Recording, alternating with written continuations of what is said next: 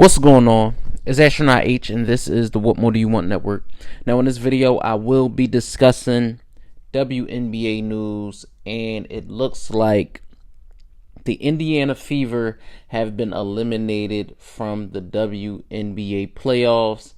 Not to my surprise, they went up against a very good Connecticut Sun team, of course, led by Alyssa Thomas and Dewana Bonner, but in this particular video, I just wanted to sum up what my thoughts on Caitlin Clark's first WNBA season. As we all know, she came into the season with a lot of hype based off of what she was able to do in college, and there was a lot of rumblings, what she was going to be able to do versus what she was going to do. We didn't know. Was the physicality going to be a problem? Was her shot making going to be a problem? It just was so many different questions. What were the amount of games going to be a problem? And honestly, in her first season, Caitlin Clark did more than expected, in my opinion, right? We're going to run down the numbers, averaging almost 20 points a game at 19.2, almost 6 assists at 5.7, and leading the league in assists at 8.4. Coming in as one of the most hyped WNBA players in a very long time. Because of Caitlin Clark, viewership jumped up tremendously. You look at attendance, especially for Indiana Fever games, home games, jumped up tremendously. And not just that, whenever the Fever were on the road, WNBA teams were having to use NBA-sized stadiums to accommodate for the amount of fans that poured into those games. Just an overall great season by Clark, WNBA All-Star. It was rumblings about her being on the Olympic team, which did not come to pass. But, there was that. You also look at, what she did once she got accustomed to the game. Now, on the early parts of the season, you looked at a lot of turnovers. You looked at a lot of things.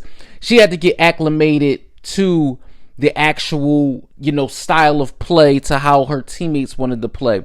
Even though still averaging 5.6 assists per game, you look at how the Fever turned their season into actually making the playoffs after the Olympic break. And man, they definitely showed out. I mean, you look at Clark and what she was able to do with a team that, roster wise was not good at all last year. They were not good at all. And being a 500 team, being a 500 team after the team missed the playoffs after the number of seasons, you just have to applaud, what she was able to do. And I know, taking off, well, not taking off, but not having a legit break from basketball over the course of the past few years, it definitely is going to be a good thing for her to get an actual extended break, and decompress. I know it's been a whirlwind she's been on, from, like I said, from going from college, competing for a championship, to ultimately going directly into the WNBA draft, starting training camp, starting the season, and then going through that to get to the actual All-Star Olympic break, having that time off, but not really an extended, 2 months, 3, that amount of time, but still having a break, and then diving right back into the season, which ultimately went into the playoffs. It's going to be good for Clark to get some time off. But if you look at, career high 35 this season, multitude of multiple game assists. We're talking about games where she had 12 assists, games where she had 19 assists. You look at the All-Star game where she broke the record for most assists in a game there. And again, this is going to be a continuum of what I think Caitlin Clark's career is going to be. Did I think the Fever were going to win a championship in year one? No, of course not. The league is very, very tough to play in.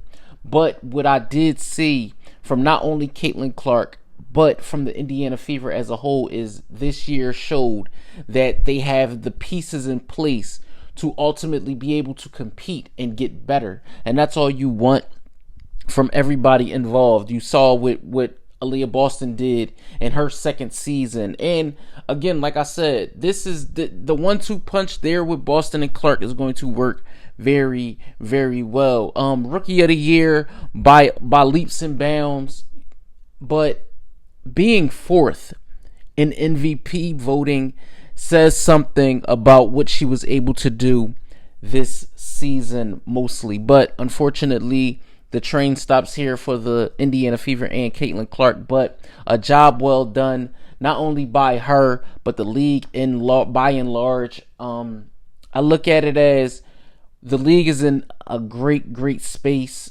especially with a player like Clark. You look at the other players in the league also, but at the end of the day, we know the Clark effect is real, and if you can't see that, ultimately, you need to go back and look at where the league was or has been, and now look where the league is today. So let me know what you guys think in the comments down below. Basketball fans, Caitlin Clark fans, WNBA fans, or if this is just your first time tuning into this channel, let me know what you think in the comments down below. Don't forget to like, comment, subscribe, hit that notification bell to know anytime a video is being uploaded to the channel. It's Astronaut H. This is the What More Do You Want Network, and I catch you guys on the next video.